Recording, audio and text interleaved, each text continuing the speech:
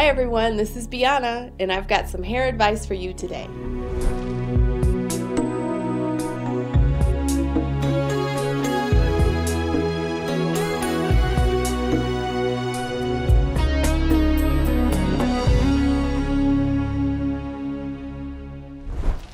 So you've finally gone natural. You've gotten rid of the chemical relaxer that's held you hostage for years.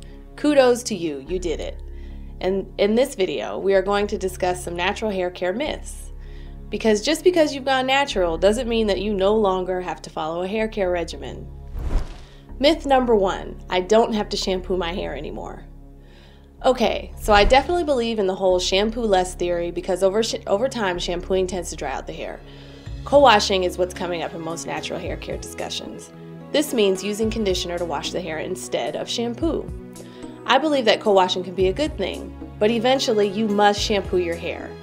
Think of your scalp as the skin on your face. Essentially it is.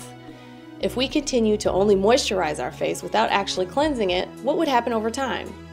Eventually you would develop an issue with your skin. The thing is, conditioner tends to build up on the hair and on the scalp.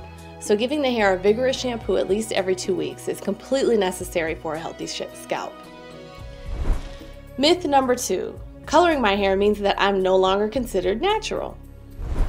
Okay, if we are going to use the natural title to dictate whether or not we color our hair, then people who identify with this theory shouldn't be using most hair, skin, nail, mouthwash products, and so on.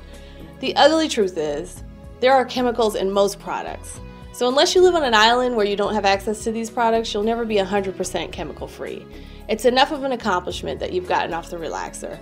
Let's not come up with another reason to consider ourselves or each other not natural enough. Most of my natural clients wear some type of hair color, mostly highlights, which is an off-scalp application. The best reason for color is the highlights bring out the beauty of our natural curl patterns. It enhances what we already have. Myth number 3, I no longer need to get my ends trimmed. This is probably the biggest falsehood of all.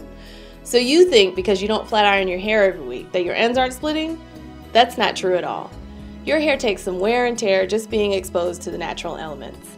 Being out in the sun, for example, this will dry out your hair and eventually your ends will split. Or living in a cold, dry climate can also dry out your hair, which will lead to split ends. You must get your ends trimmed every 6 to 8 weeks.